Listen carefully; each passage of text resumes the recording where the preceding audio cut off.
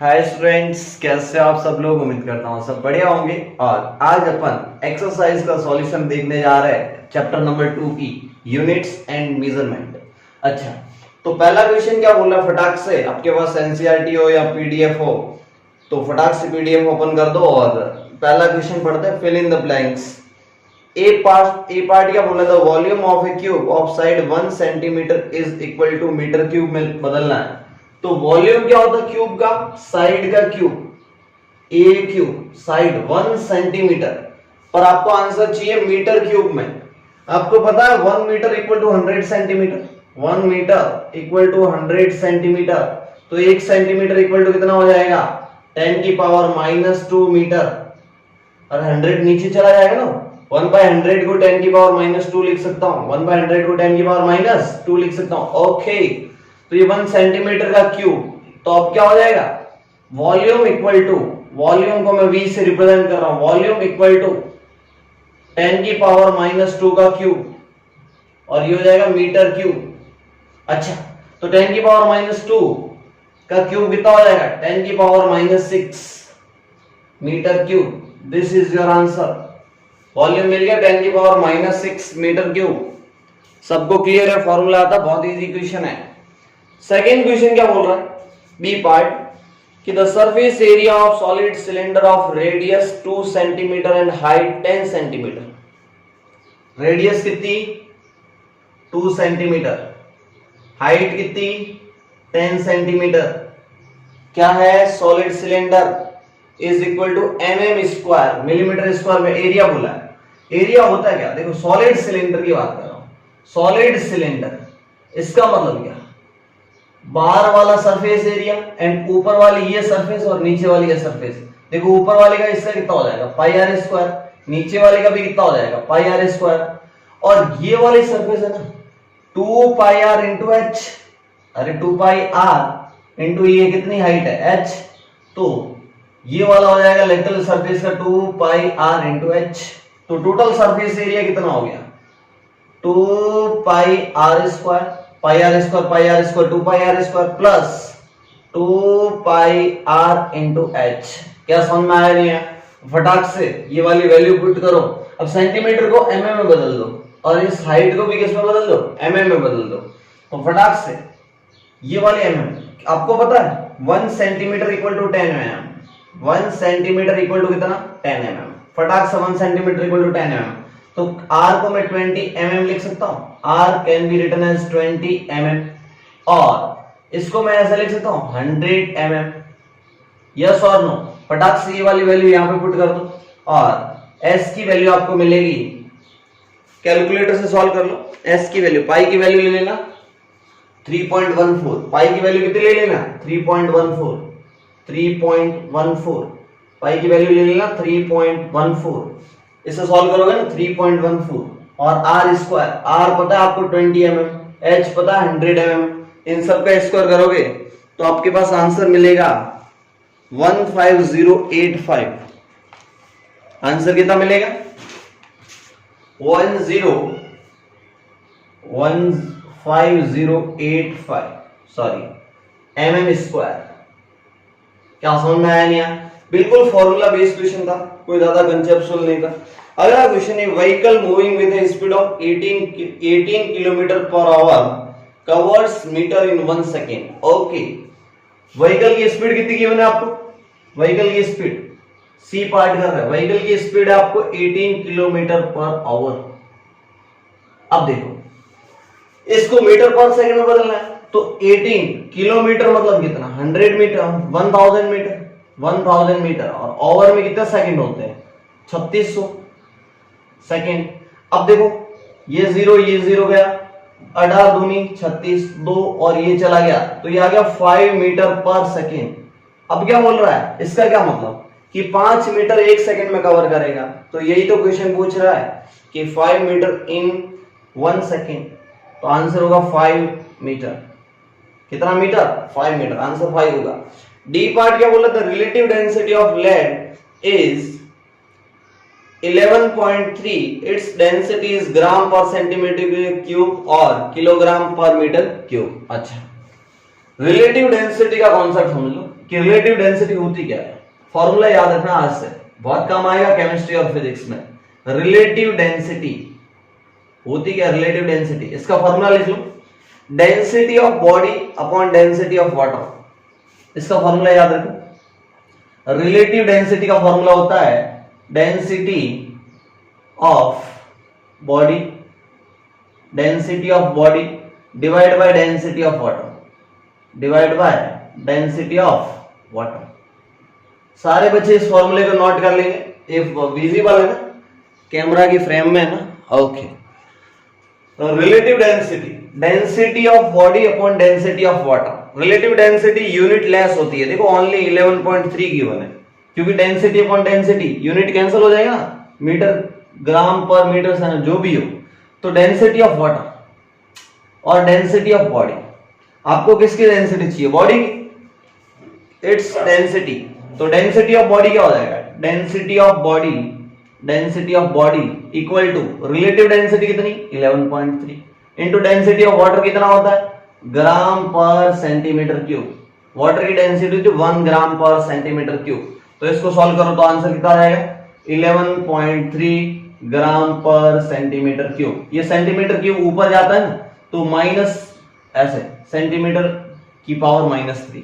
क्या समझ में आया नहीं आया, तो पहला आंसर आ गया किलोग्राम मीटर क्यूब। अब समझो कि 1 किलोग्राम में 1000 ग्राम होते हैं, 1 kg इक्वल टू कितना 1000 ग्राम, यस और नो। तो 1 ग्राम इक्वल टू कितना हो जाएगा 10 की पावर -3 kg, यस और नो। और 1 मीटर इक्वल टू कितना होता है 100 सेंटीमीटर, यस और नो। तो सेंटीमीटर इक्वल टू कितना हो जाएगा 1/100 यानी कि 10 की पावर -2 मीटर, 10 की पावर -2 मीटर। तो फटाक से यहां से सॉल्व करेंगे हम, फटाक से सॉल्व करो, आओ मेरे साथ, ये पोर्शन हटा देता हूं, किलोग्राम में बदलना ना, कोई बड़ी चीज नहीं है। 11.3 इंटू ग्राम को किलोग्राम में बदलना है, तो 10 की पावर -3, 10 की पावर कितना -3 kg, यस और डिवाइड बाय सेंटीमीटर का क्यूब है, तो सेंटीमीटर कितना होता है 10 की पावर -2 का क्यूब, 10 की पावर -2 का क्यूब। तो ये कितना हो जाएगा 10 की पावर -6 और ऊपर पड़ा -3, तो ऊपर जाके +3 बन जाएगा। तो ये हो जाएगा 11.3 इंटू, ये हो जाएगा -6 ऊपर -3, -6 और -3 कैंसिल होके नीचे बचा -3 ऊपर जाएगा तो प्लस का 3 बन जाएगा, तो 10 की पावर +3 बचा। 10 की पावर +3 इसका मतलब क्या होगा 10, तो ये हो गया 11300 kilogram metre cube, kilogram per metre cube ऐसे लिखते हैं। तो फटाक से आपने डेंसिटी फाइंड आउट कर दी, तो 2.1 हो गया। आगे बढ़ते हैं 2.2। एक बात बताओ, डेंसिटी फील दिलाता है, डेंसिटी क्या होती है, डेंसिटी से क्या समझते हैं, डेंसिटी से मतलब समझाता हूं, डेंसिटी का बहुत प्यारा मीनिंग समझाता हूं। जैसे वाटर की डेंसिटी आप जानते हो 1 ग्राम पर सेंटीमीटर क्यूब, ये है वाटर की density, density of water, yes और no, density of water. Density से क्या मतलब समझना कि अगर मैं 1 सेंटीमीटर ऐसे 1 सेंटीमीटर का क्यूब बनाऊं, 1 सेंटीमीटर साइड का क्यूब बनाऊं, 1 सेंटीमीटर साइड कितनी 1 सेंटीमीटर, ये वाली 1 सेंटीमीटर, ये वाली भी 1 सेंटीमीटर एंड हाइट भी 1 सेंटीमीटर, मतलब 1 सेंटीमीटर साइड का क्यूब में 1 ग्राम पानी आएगा। फिर से समझो, डेंसिटी की फील लो कि 1 सेंटीमीटर साइड का एक क्यूब बनाओ तो उसमें 1 ग्राम पानी आएगा। कितने ग्राम पानी आएगा 1 ग्राम पानी आएगा। अब समझो, अगर इसकी किलोग्राम पर मीटर क्यूब में लिखते हैं तो इसके लिखते हैं 1000 किलोग्राम पर मीटर क्यूब।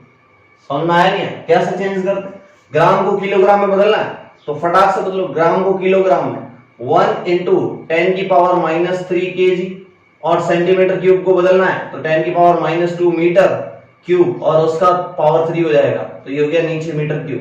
तो ये कितना आ गया 10 की power 3 kilogram per metre cube, यानी कि 1000 किलोग्राम पर मीटर क्यूब। अब देखो पर मीटर क्यूब, अगर मैं 1 मीटर साइड ऐसे 1 मीटर 1 मीटर ऐसे 1 मीटर ऐसे और 1 मीटर ऐसे और 1 मीटर ऐसे करके एक क्यूब बना तो उसमें 1000 किलो पानी आएगा। समझ में आया नहीं आया, कहने का मतलब अगर ये 1 सेंटीमीटर की जगह अगर मैं 1 मीटर का क्यूब बनाता 1 मीटर का, तो उसमें 1000 किलो पानी आता। फिर से डेंसिटी की फीलिंग ले। अच्छा, तो ये होती है रिलेटिव डेंसिटी का फॉर्मूला याद रखना, density of body upon density of water. Density आपको अच्छे समझ में आ गई होगी।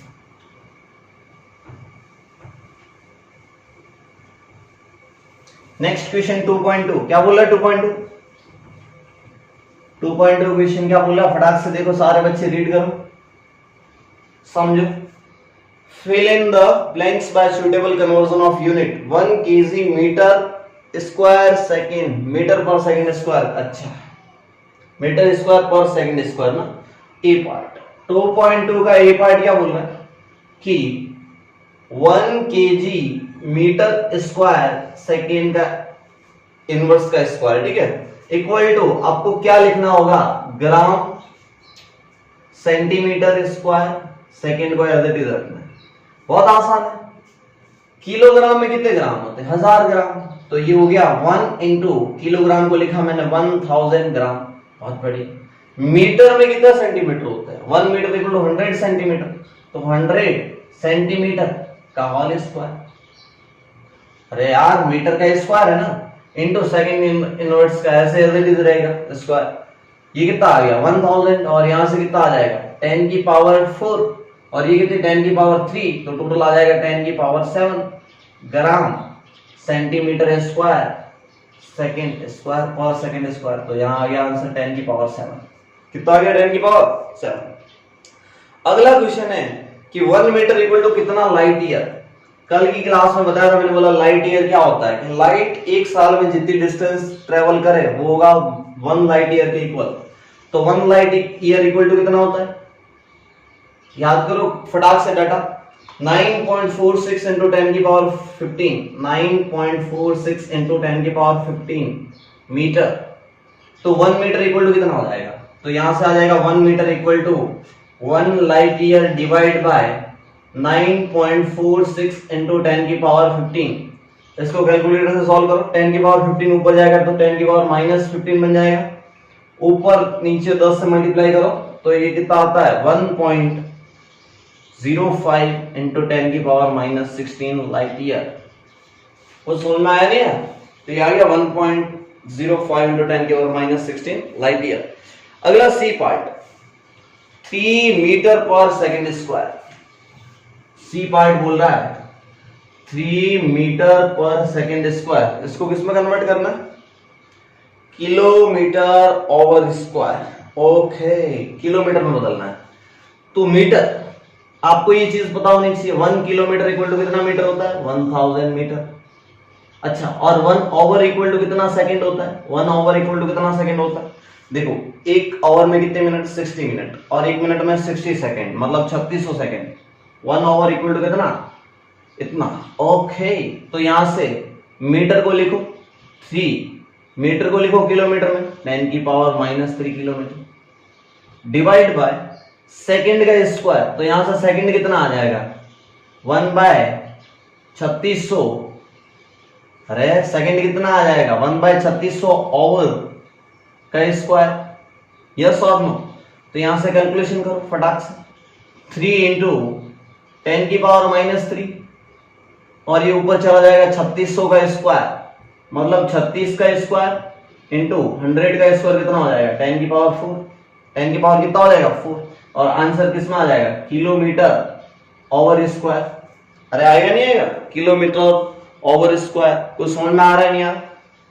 यहां तक क्लियर है? अब देख, किलोमीटर ओवर स्क्वायर, 36 का स्क्वायर कितना होता है?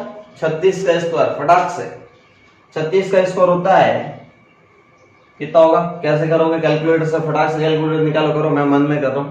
6 का स्क्वायर 36, 3 का स्क्वायर 9, और 6 या 12, 12 दूना 24, उधर कितना आया था? 36, 3 24, 3 27, ओहो, ये हो जाएगा 6, और कितना आया था? 6 या 18 दूना 36, 36, और कितना आया था वहां से? 37 और 3 39, और 3 9 और 3 12, 1296 इंटू 3 इंटू 10 की पावर 1 इंटू 10 की पावर 1।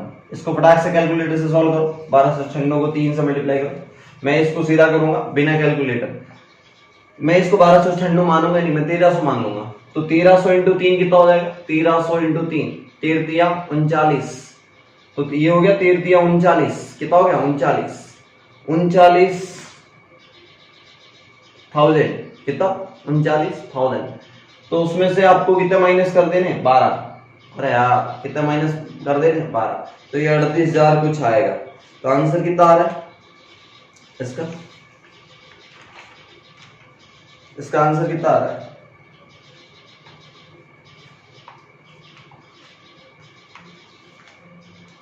इसका आंसर कैलकुलेटर से चेक कर लेना है ना, जो भी आए।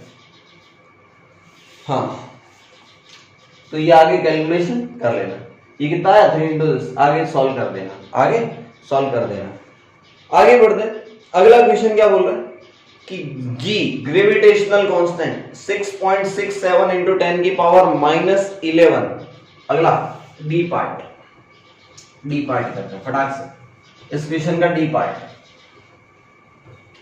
क्या बोल रहा है कि G equal to 6 point, gravitational constant की वैल्यू होती है 9th क्लास में पढ़ी होगी आपने, न्यूटन, फिर क्या होगा मीटर स्क्वायर पर किलोग्राम स्क्वायर ना, यही तो गिवन है, न्यूटन पर किलोग्राम स्क्वायर। जैसे किलोग्राम को ऊपर ले जाके केजी की पावर -2 लिखा है, आपको किस में कन्वर्ट करना है, सेंटीमीटर क्यूब, सेकेंड इनवर्स, ग्राम इनवर्स।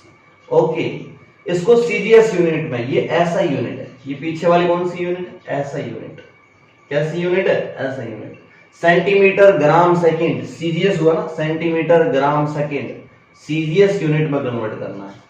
ओके, कैसे करोगे, 1 न्यूटन, मैंने बताया था 1 न्यूटन इक्वल टू 10 की पावर 5 डायन होता है सीजीएस में, 1 न्यूटन इक्वल टू 10 की पावर 5 डायन, ये डाटा याद होना चाहिए अच्छे से। कहां से आया वो भी बता सकता हूं, लेकिन आप ट्राई करना। 1 न्यूटन, न्यूटन क्या होता है, फोर्स, फोर्स क्या होता है, मास इनटू एक्सेलरेशन, मास क्या होगा किलोग्राम, एक्सेलरेशन क्या होगा मीटर पर सेकंड स्क्वायर, समझ में आया नहीं है। तो ये हुआ न्यूटन की यूनिट। अब इसको किलोग्राम को किसमें बदलना है आपको, ग्राम में। 1 किलोग्राम इक्वल टू कितना होता है 1000 ग्राम, और मीटर इक्वल टू कितना होता है 100 centimetre upon second square as it is. तो ये हो गया 10 की पावर 3 और ये हो गया 10 की पावर 2, टोटल हो गया 10 की पावर 5 ग्राम सेंटीमीटर पर सेकंड स्क्वायर। इस ग्राम पर सेंटीमीटर स्क्वायर को डायन बोलते हैं, इस ग्राम पर सेकंड स्क्वायर को क्या बोलते हैं, डायन। इसीलिए 1 न्यूटन इक्वल टू 10 की पावर 5 डायन होता है।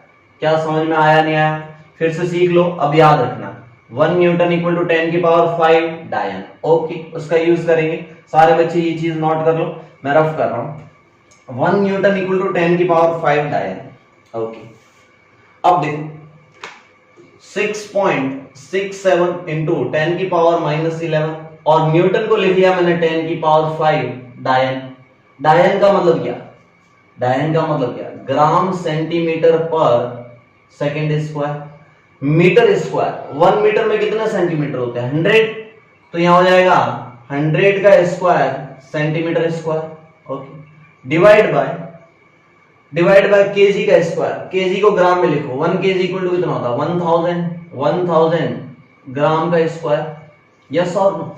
अब देखो यहां से क्या आ रहा है, यहां से फटाक से देखो, आगे कैलकुलेट करो। 6.67 इंटू 10 की पावर -11 इंटू 10 की पावर 5, और यहां आ रहा है 10 की पावर 2 का स्क्वायर, यानी कि 10 की पावर 4, और नीचे 10 की पावर 3 का स्क्वायर मतलब 10 की पावर 6।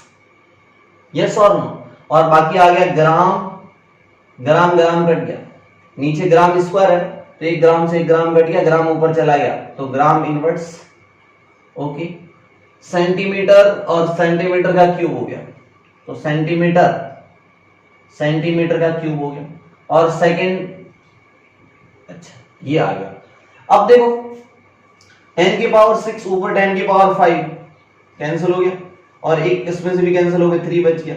10 की पावर 3 इससे कैंसिल हो जाएगा, 11 में से 3 चले गए तो पीछे माइनस के 8 बचे, तो आंसर कितना आ गया 6.67 इंटू 10 की पावर -8, ये वाली वैल्यू आ जाएगी 6.6। चेक करो, ये क्या आ रहा है 6.67 into 10 की पावर -8। कैलकुलेशन है, कोई ज्यादा खतरनाक कॉन्सेप्ट नहीं है। अगला क्वेश्चन करो 2.3। अगला क्वेश्चन 2.3, क्वेश्चन नंबर 2.3 क्या बोल रहा है? क्वेश्चन नंबर 2.3 बोला है calorie is a unit of heat और energy and it is equals about 4.2 joule, where 1 joule equal to 1 kilogram metre square second square. ठीक है, सेकंड पर सेकंड स्क्वायर। आपको 1 calorie equal to, example number कौन सा है? 2.3। 1 calorie equal to 4.2 joule, कितना? 4.2 joule. ये result आपको याद रखना है, 1 कैलोरी इक्वल टू 4.2 जूल।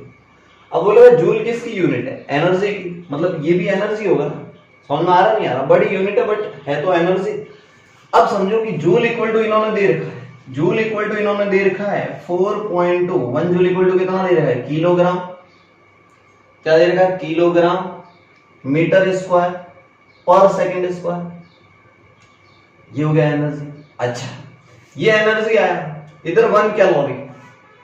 अब बोला है कि कैलोरी, कुछ क्वेश्चंस आगे बढ़ो थोड़ा, कि suppose we employ system of unit in which unit of mass equals alpha KG, मतलब मास की यूनिट बदल रहे हैं और उसको लिख रहे हैं अल्फा केजी।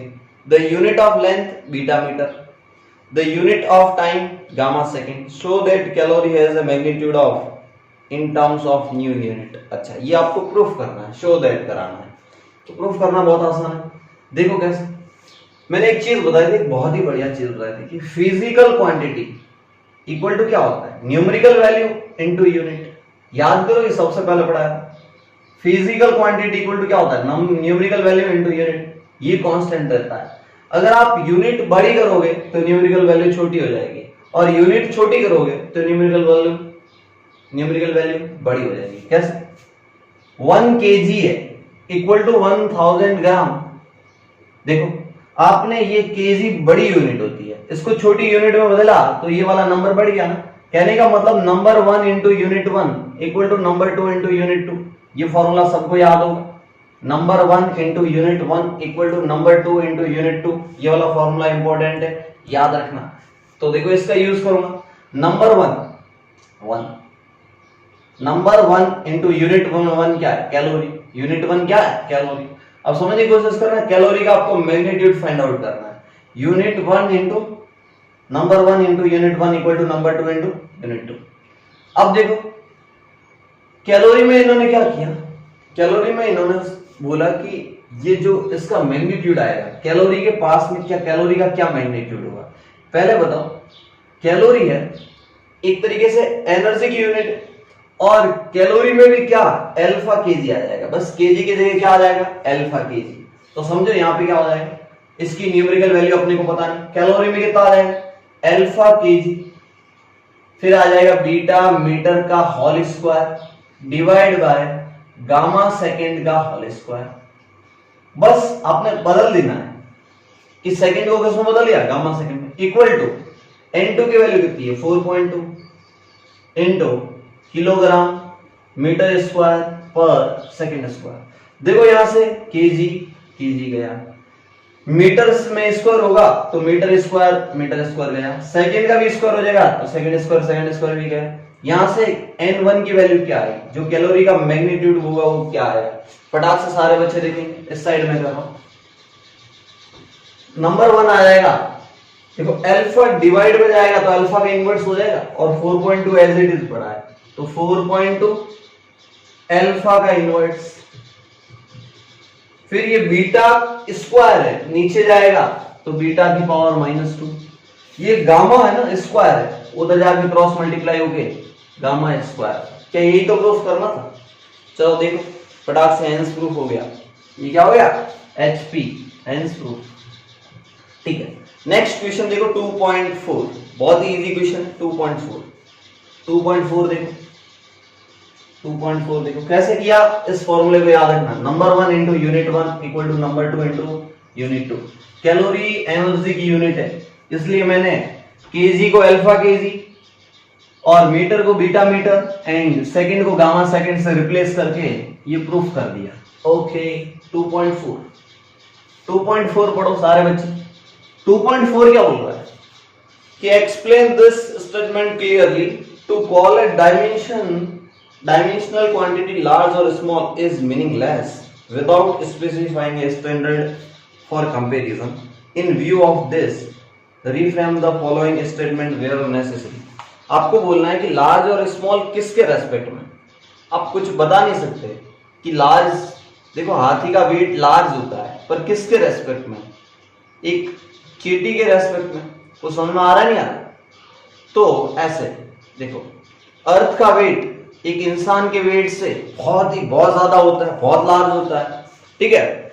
तो ये सब चीजें समझो। तो इसमें कुछ एग्जांपल्स दे रखे। पहला एग्जांपल पढ़ो, atoms are very small object. इसका भी कंपैरिजन करना पड़ेगा ना। इस मार्कर के लीड से एटम की साइज बहुत ही इसमें स्मॉल होती है। तो पहले का आंसर क्या लिखोगे? साइज ऑफ एटम, यानी कि atoms are very small, atoms are very small. क्या लिख लो? As compare to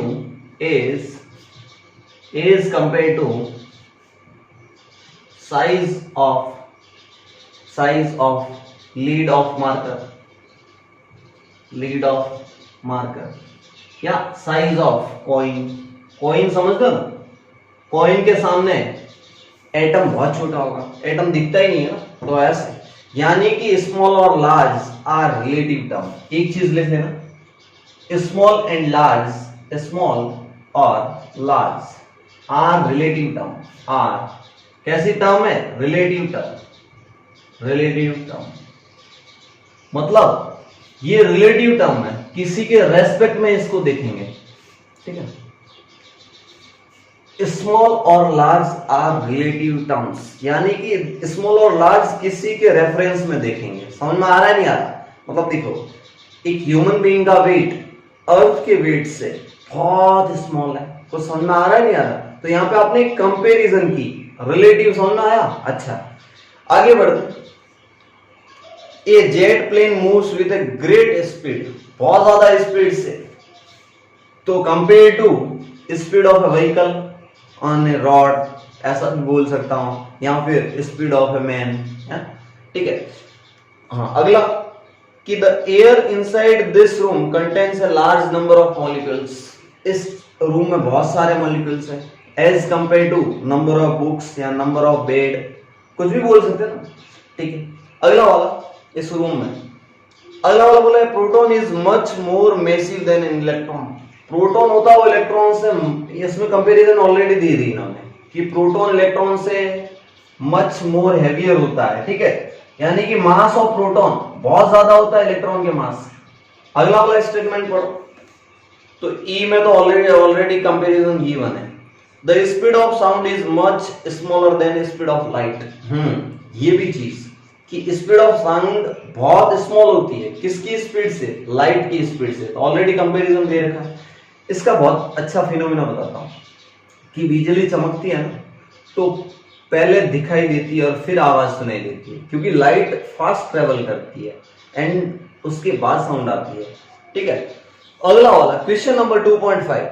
question number 2.5 देखो, 2.4 हो गया, 2.5 देखो फटाक से। 2.4 में क्या था? स्मॉल और लार्ज आर रिलेटिव टर्म, और आपको कंपैरिजन करनी थी, किसी भी ऑब्जेक्ट से क्या करनी थी? कंपैरिजन करनी थी। अच्छा, तो 2.5 क्या बोल रहा है? 2.5 बोल रहा है कि new unit of length is chosen such that speed of light in vacuum is unity.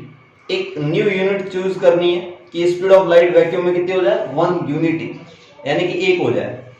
What is the distance between the sun and the earth in terms of the new unit if light takes 8 minute 20 second to cover the distance.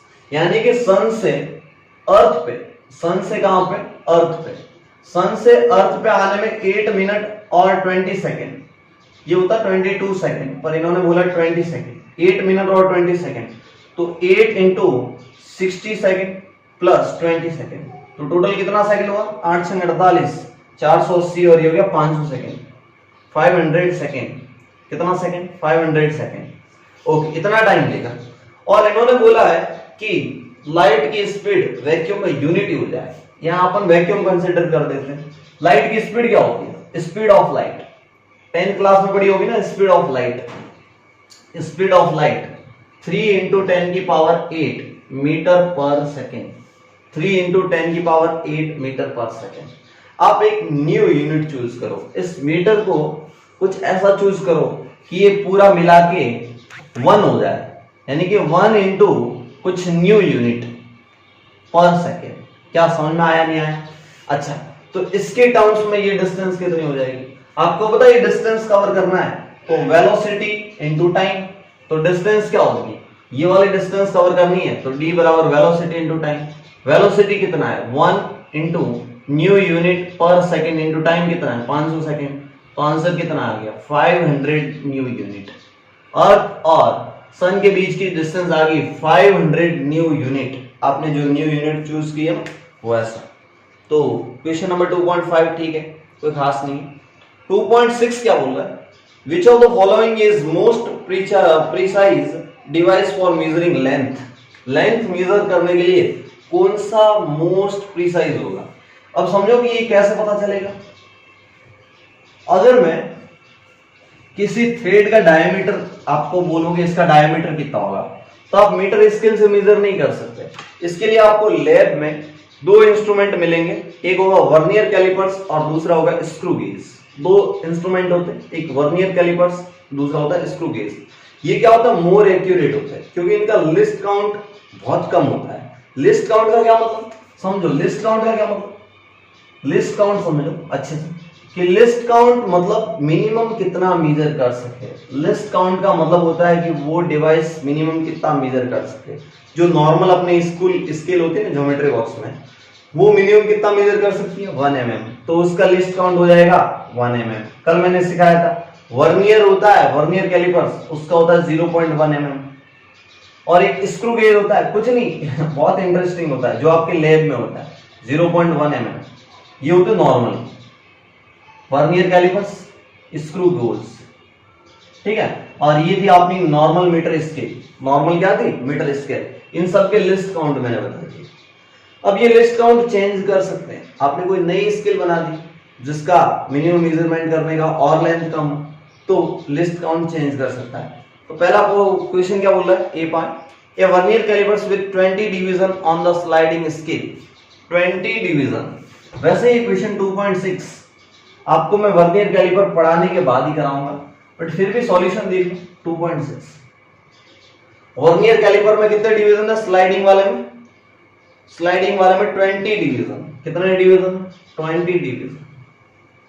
अभी आपको समझ में नहीं आया तो tension मत लेना, क्योंकि आपको ये इंस्ट्रूमेंट दिखा के मैं परफॉर्म करवाऊंगा कि कैसे कैसे ये काम करता है। ये इन पे पूरा मैं लेक्चर लूंगा, vernier callipers and screw gauge दोनों एक्सप्लेन करूंगा। अभी टेंशन मत लो, समझ में आया तो ठीक है, नहीं आया तो कोई नहीं। 1 मैन स्केल होती है ना, 1 मैन स्केल डिवीजन, उसकी लेंथ होती है 1 mm।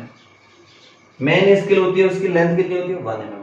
अब क्या बोला कि 20 वर्नियर डिवीजन, तो 20 VSD कितने? 20 VSD 19 से मैच कराते हैं। कितने से मैच कराते हैं? 19 से मैच कराते हैं मैन स्केल डिवीजन। और ये है vernier scale division. Vernier scale division equal to 19 MSD। अभी 19 कहां से आया? वो ऐसा एडजस्टमेंट करा होता है इंस्ट्रूमेंट में। तो यहां से 1 VSD कितना आ जाएगा? 1 VSD आ जाएगा आपका 90/20 MSD। तो समझ में आया नहीं आया? और लिस्ट काउंट क्या होता है समझना।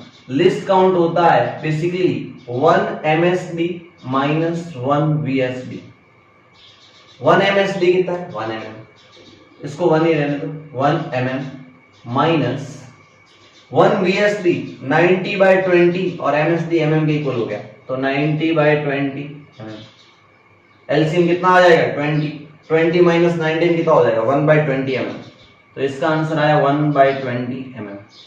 कितना आया? 1/20 mm।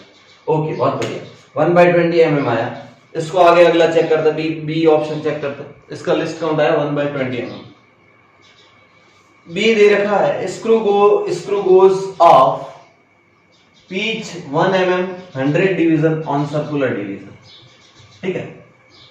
नंबर ऑफ डिवीजन कितने? 100। फिर से सुनना कि स्क्रू गेज होता है, स्क्रू गेज उसका लिस्ट काउंट ऐसे फाइंड आउट किया जाता है। वर्नियर कैलिपर का लिस्ट काउंट याद रखना, लिस्ट काउंट होता है 1 MSD माइनस 1 VSD। ये किसका है? वर्नियर कैलिपर्स का, वर्नियर कैलिपर्स का। स्क्रू गेज का लिस्ट काउंट कैसा होता है? Pitch length upon number of turns या number of division, number of divisions on circular scale, on circular scale. ये फॉर्मूला होता है, समझने की कोशिश करना। पिच लेंथ आपको गिवन है क्वेश्चन में, पिच कितनी है, कहां दे रही है पिच? 2.6, 1 mm and 100 division. तो 1 mm और सर्कुलर पे कितने? 100 डिवीजन, तो 1/100 mm। देखो 1/20 से 1/100 और छोटा होता है, तो ये मोर प्रिसाइज होगा। ए से बी मतलब सेकंड वाला, बी वाला मोर प्रिसाइज होगा। अगला सी ऑप्शन क्या बोल रहा है कि an optical instrument that can measure length to within a wavelength of light. ओहो, सी पार्ट बोल रहा है कि wavelength of light. Wavelength of light कितनी होती है? लैम्बडा। लाइट की वेवलेंथ होती है लगभग 4000 एंगस्ट्रॉम से लगा के 8000 एंगस्ट्रॉम। तो समझ में आ रहा है नहीं आ रहा? इतना मेजर कर पाएगा 4000 एंगस्ट्रॉम। एंगस्ट्रॉम का मतलब क्या होता है? 10 की पावर -7 इंटू 4000 ले लो, इंटू कितना? 4000 इंटू कितना ले लो? 4000। देखो ये 3 जीरो इससे कट के -4 रहेगा, तो ये हो जाएगा आपका 4 इंटू 10 की पावर -4। इसको अगर मैं, ये तो मीटर में आया, इसको मैं mm में कन्वर्ट करूंगा तो और स्मॉल हो जाएगा। मतलब C है वो मोर प्रिसाइज होगा, उससे B प्रिसाइज होगा और A लेस प्रिसाइज होगा। तो समझ में आया नहीं आया? सबसे लीस्ट कौन सा होगा? A। Okay, question number 2.7। A student measure the thickness of human hair by looking at it through a microscope of magnification 100। अच्छा, मैग्निफिकेशन कितना है? 100। He makes 20 observation and finds that the average width of hair in field of view of the microscope is 3.5 mm. What is the estimate on the thickness of hair? अच्छा, अब क्या बोल रहा है कि उसने 20 ऑब्जर्वेशन में एवरेज कितना मिला उसको? 3.5 mm। कितना? 3.5 mm। अच्छा, मैग्निफिकेशन होता क्या है? आपको मैग्निफिकेशन समझ में आना चाहिए। 10th क्लास पास हो, 10th क्लास में फिजिक्स में कौन सा लाइट वाला चैप्टर है ना, लाइट, उसमें मैग्निफिकेशन पढ़ा होगा। एग्जांपल नंबर 2.7 कर रहा है। मैग्निफिकेशन क्या होता है? मैग्निफिकेशन होता है basically size of image upon size of object, size of image upon size of object. Yes और नो? मैग्निफिकेशन इन्होंने बोला 100, कितना है? 100। और मैग्निफिकेशन 100 है और उसको कितना दिखाई देता है? 3.5 mm। Here in field of view of microscope is 3.5 mm। मतलब इसको दिखा कितना? 3.5 mm। तो साइज ऑफ ऑब्जेक्ट मतलब हियर की रियल साइज क्या होगा? ये इसको साइज ऑफ इमेज जो दिखी ये रियल नहीं है, लेकिन ये वाली क्या है? रियल है। कुछ समझो? रियल मतलब इन रियलिटी ये वाली वैल्यू आपको फाइंड आउट करनी है। तो size of hair, real size क्या होगा? ये तो इसकी इमेज दिखी थी, तो साइज ऑफ हेयर कितनी हो जाएगी? Size of hair equal to 3.5 upon 100 mm। बहुत छोटा हो जाएगा, 3.5 अपॉन 100। इसका मतलब क्या? 0.20 और लगा लो, एक पॉइंट यहां, तो 035 mm।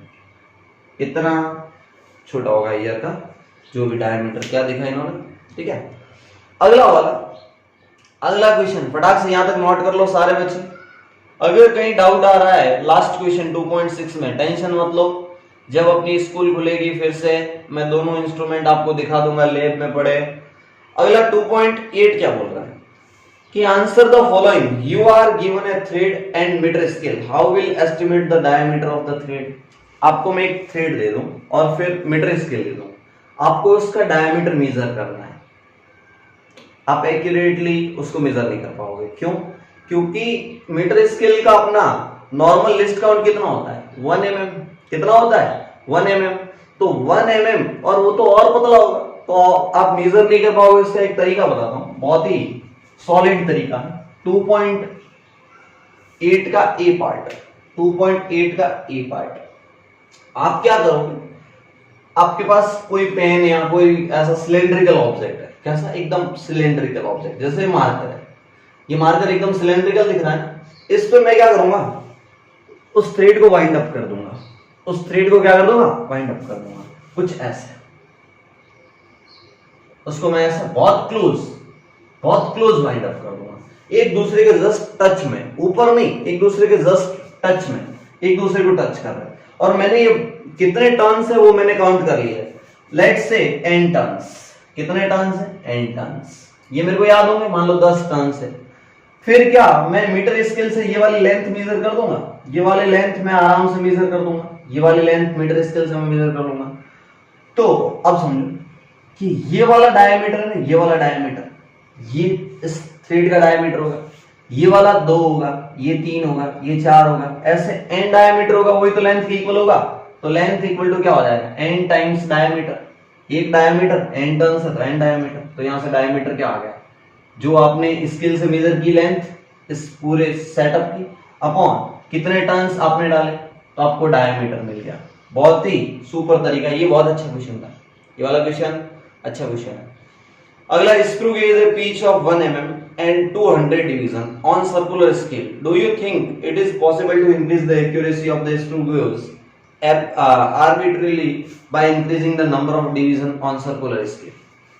क्वेश्चन बी पार्ट क्या बोल रहा है कि आपके पास स्क्रू गेज है, तो उसका क्या होगा, pitch upon number of division on circular scale, कितने डिवीजन दे रखे, 200, पिच लेंथ कितनी दे रखी है, पिच लेंथ कितनी दे रखी है, 1 mm, तो आपका आया 1 mm by 200। इसका क्या मतलब, 1 mm by 200, 1 by 2 और 100, 1 by 2 कितना होता है, 1 by 2 0.5, तो ये हो जाएगा 0.005 mm, 0.005 mm। ठीक है, अब आपने क्या किया कि आपने सर्कुलर डिवीजन इंक्रीज किया, मतलब अगर आप 200 से 300 करोगे, 400 करोगे, सर्कुलर स्केल होती है, सर्कुलर स्केल पे डिवीजन इंक्रीज करोगे तो लिस्ट काउंट डिक्रीज करेगा, ये वाला नंबर इंक्रीज करोगे तो लिस्ट काउंट डिक्रीज करेगा, क्योंकि डिवाइड में अगर बढ़ाओगे तो ये चीज डिक्रीज करेगी, और जितना ज्यादा लिस्ट काउंट कम होगा उतनी ज्यादा एक्यूरेसी बढ़ेगी। अरे लिस्ट काउंट, यस और नो, ये तो बोलता है थ्योरेटिकली ऐसा होता है, लेकिन आपने सर्कुलर डिवीजन बहुत पास कर दिए तो फिर आंखों से देखना मुश्किल हो जाएगा, तो फिर वहां गलती हो जाएगी। मतलब आप ऐसा नहीं कर सकते, ये लिस्ट ऐसे लिस्ट काउंट कम करके आप एरर को ऐसे बढ़ा नहीं सकते, तो ये प्रैक्टिकली पॉसिबल नहीं है।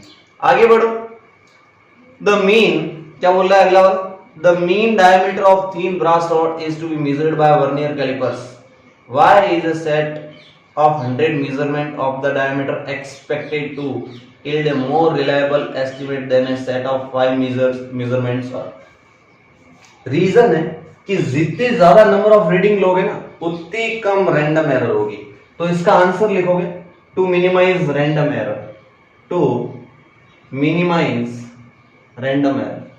रैंडम एरर को मिनिमाइज करने के लिए नंबर ऑफ रीडिंग इंक्रीज करोगे, नंबर ऑफ रीडिंग इंक्रीज कर दोगे, नंबर ऑफ रीडिंग इंक्रीज कर दोगे। तो इसमें क्या लिखा था कि थियोरेटिकल तो ये लिस्ट काउंट डिक्रीज होता है, लेकिन प्रैक्टिकली पॉसिबल नहीं होगा, ये चीज आंखों से देखना मुश्किल हो जाएगा। तो 2.8 का बी और सी देख लिया। अगला क्वेश्चन है 2.9।